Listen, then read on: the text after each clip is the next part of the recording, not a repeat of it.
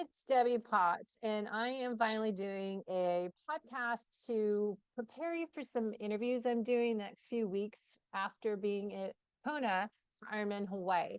And just to share some of the interviews have coming up, people I met at the expo, some TriDoc coaches, Kurt Madden, trying to get Mark Allen to come back on the show. He was my coach when I raced, and precision hydration. We've got fueling, Kaylee Jones. I've got a lot going on in the next few weeks and months, actually. It's November, suddenly it's January. So lots to dive into, because if you ever watched Ironman Hawaii, it was pretty fascinating.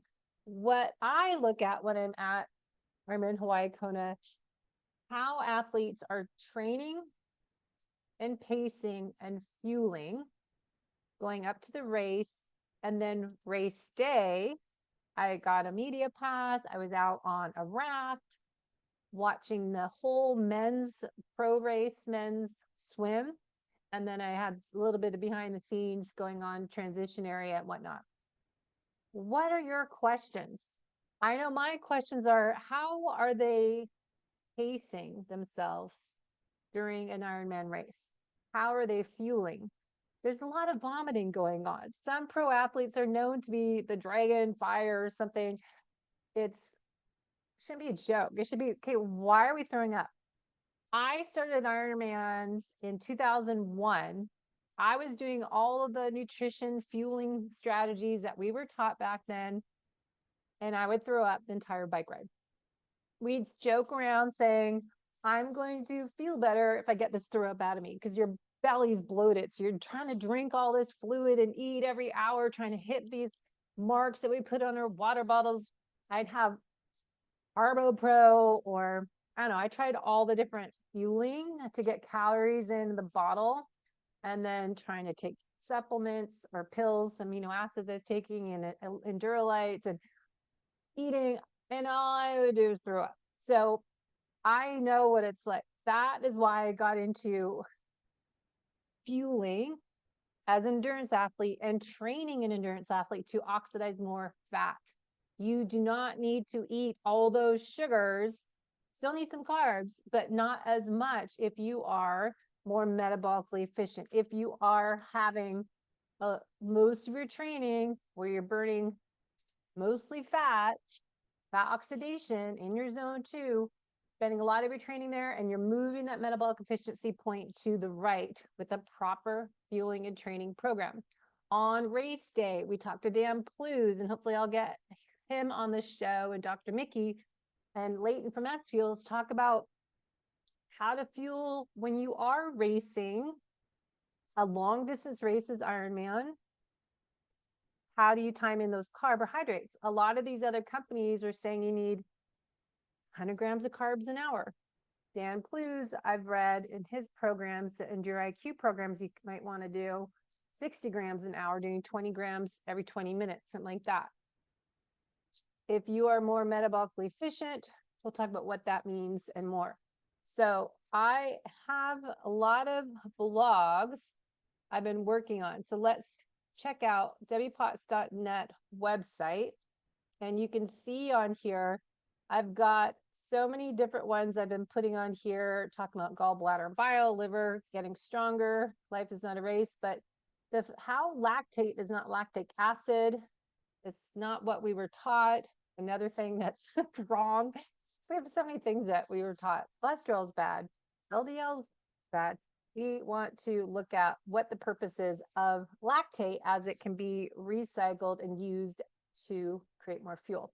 Now, testing metabolism, I do that. We just talked to Bob Seebehor on a video I posted on my YouTube channel about metabolic efficiency point and more. So if you click on some of these blogs, we'll go into them. Why test your metabolism? And then I did some others on zoning and fueling. So looking at that lactic acid isn't the burn, the myth of lactic acid, that lactate shuttling. If you listen to a great podcast on metabolic, school. It's Metabolic Classroom. Ben Bickman has an excellent podcast if you like to geek out for insulin IQ.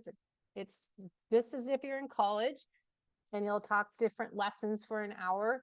That lactate shedding is a really great one he talks about. So you can go into how lactate is a fuel for the heart and the brain, and muscles. Lactate produced by high intensity exercise, your fast twitch muscle fibers generate more lactate, and that can be shuttled through the liver, the Corey cycle, and be made into glucose. So it can help create more energy. So lactate isn't bad. It can be used as a fuel.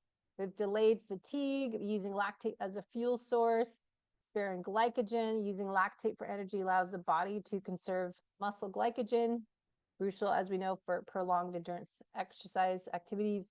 Lactate is rapidly cleared from the muscles during rest or lower exercise intensities, helping in quicker recovery. So looking at lactate, we'll do a whole podcast on that, and how the research has changed, but we're still taught that lactic acid is the burn. But the burn during intense exercise is caused by hydrogen ion accumulation that leads to acidic conditions in the muscles. So the lactate in the blood isn't the burn. Lactate is a buffer and a fuel, helping delay fatigue and help performance. So it's the discomfort of hydrogen ions impairs muscle function temporarily, but can be relieved through proper recovery. So I want to do a podcast on just lactate and why we need to do a metabolic analysis. I have a company that I'm so excited reached out to me to do lactate testing, and I'll add that into my metabolism testing when I do PNOE testing. What I really want you guys to do is find someone near you. It costs $200-300, but it's so worth it to get your metabolism tested so you're not guessing if you're in zone 2, because I've not tested many people that actually train in their zone 2, which is your peak fat burning, is your bottom of zone 2. Top of your zone 2 is that metabolic efficiency point where carbohydrates go up and the fat comes down. So your RER, respiratory exchange ratio, at that metabolic efficiency point is about 0.85. So we want to not guess if you're on zone 2 training based on your lactate test and your blood test. We want to actually identify it, have a mask on, and measure what fuel you are using during exercise, so you're not guessing. So we figure out with the metabolic test, you've got your oxygen and face mask on, measuring oxygen in, carbon dioxide out. Zone 1 is your recovery zone and a fat zone. Your bottom of zone 1 is adjusted fat max point where fat was the highest. So that's the bottom of zone 2. Your breathing frequency, we're measuring your breath. So part of the metabolism test is also a breath analysis test. Top of zone 1 is the adjusted fat max minus 10 to 15 beats. When do you use zone 1? When you're recovering from your interval training or you're doing recovery workout day. Zone 1 needs to be where we come down to when we do a sprint interval in zone 5, come down to zone 1. More of a 1 to 4 minute pace, VO2 max type of workout, it's zone 4.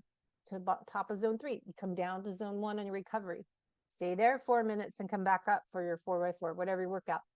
So you're testing, not guessing, if I'm burning most fat. If I did a calculation, a VO2 max calculation based on zone 1, to say I'm doing a VO2 max test, or I'm guessing what I might be based on my Garmin or some other test, 50 to 60% of that would be zone 1. But that does not accurately reflect your fat burning capacity. Remember, so this is your adjusted fat max point where we see that switch. And I've shown in other videos the actual raw data where I see people's fuel source burning during exercise.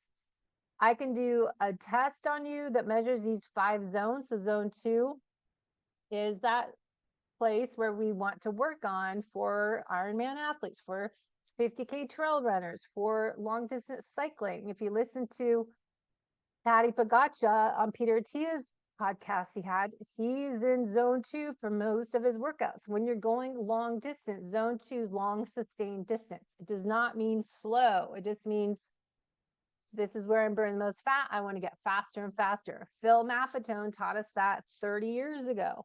I started doing Maffetone training when I started Ironman's 2001. I was doing my first marathon 1999. I'm getting older, yes, but that's how long I've been doing this, 25 years.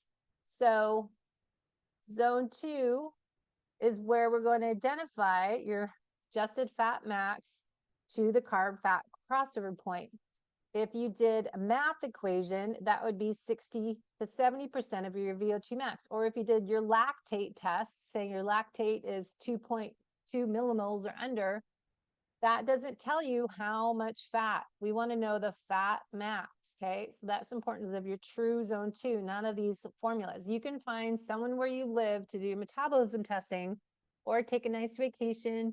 I'll sacrifice my weekend to come test you on a Saturday and Sunday, and we'll get it done the right way. So we want to know zone 3, that's going to be tempo. It's not your workout. A lot of people are staying here in the entire workout.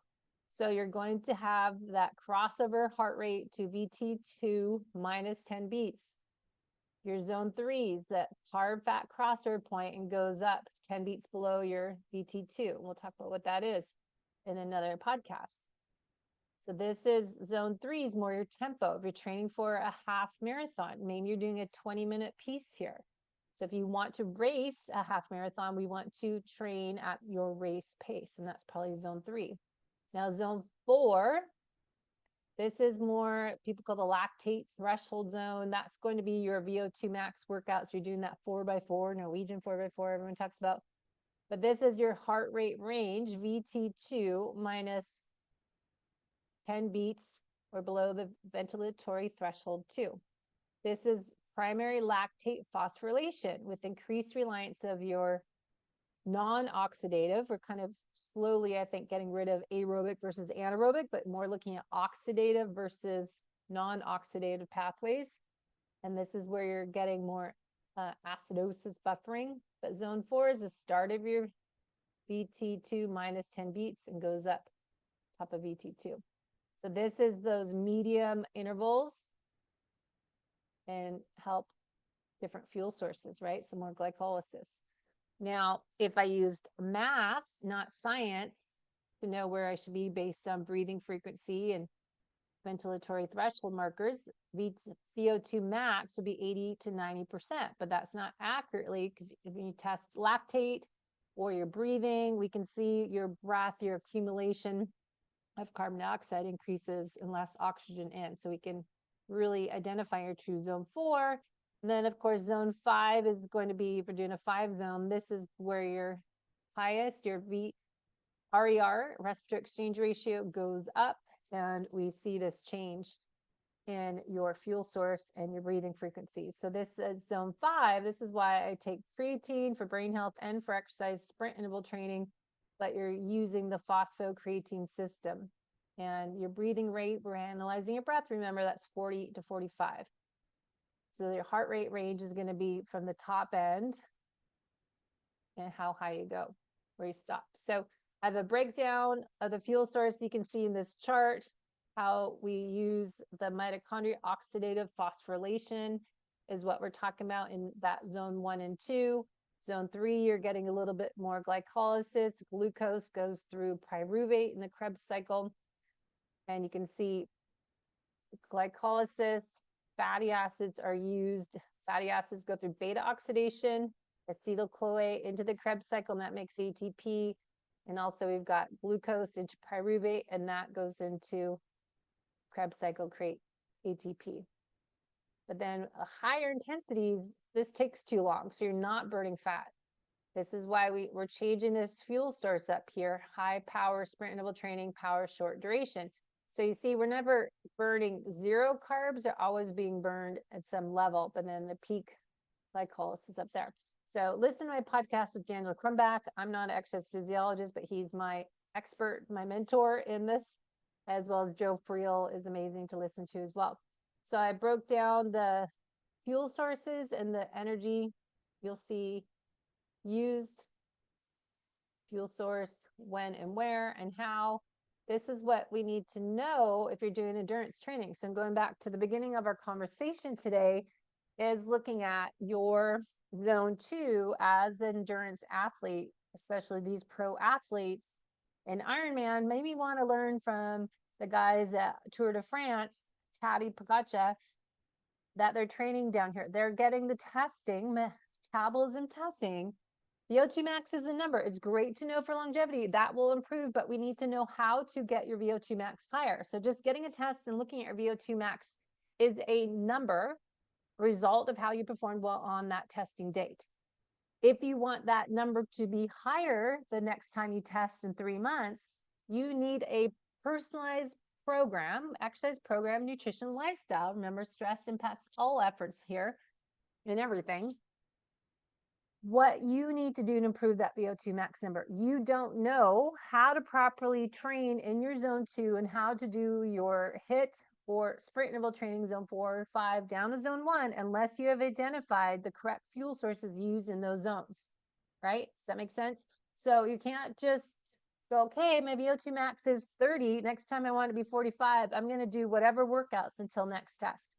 I want you to get a specific program to know how to improve your limiters. What's holding you back from being your best self in your fitness level to improve your overall health? It's not just performance in life. Life is an endurance sport itself. And doing races is great, but thinking of your future self, these numbers are still important. So figuring out your zone 2, and then I'd want to know what your zone 4 and 5 are and what your zone 1 is going to be for your recoveries. We need to identify these as we switch fuel sources. Sorry, my computer screen got damaged, so I'm lacking color here. But zone 1 to zone 2, this is where you're burning fat. When we go to zone 2 to zone 3, we're shifting to more carbohydrates being the dominant fuel source.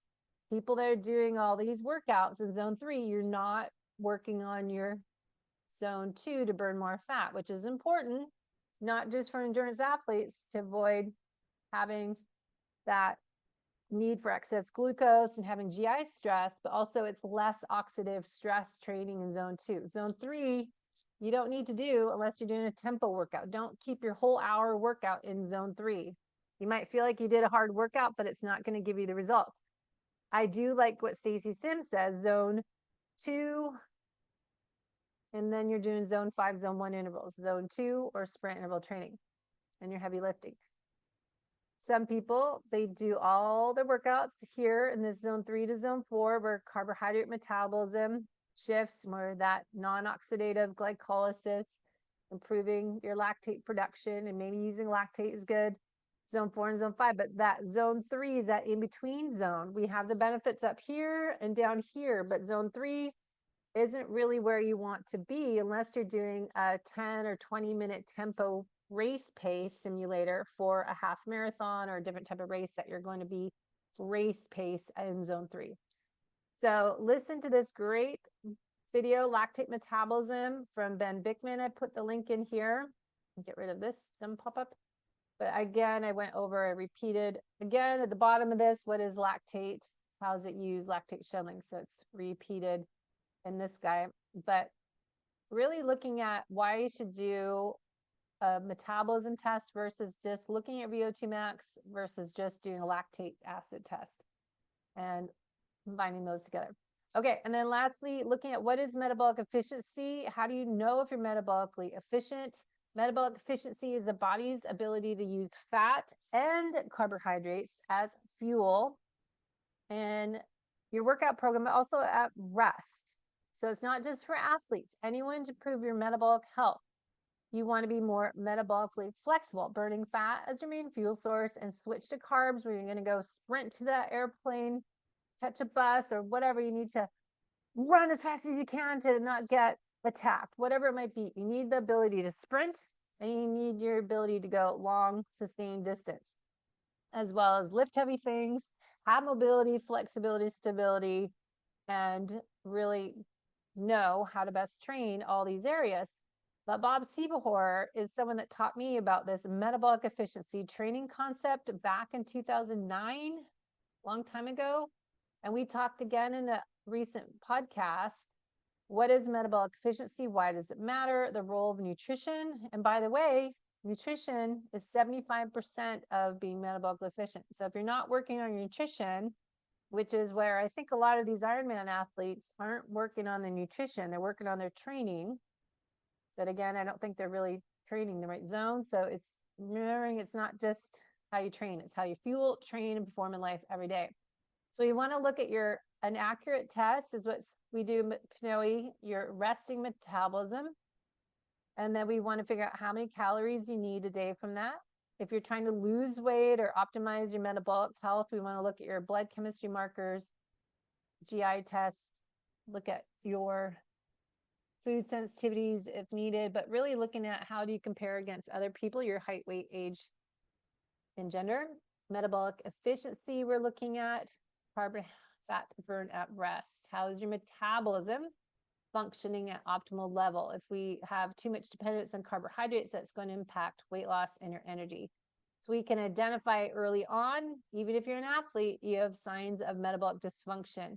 So looking at too strict dieting, too much chronic stress in your life, externally and internally, are going to impact your metabolic health.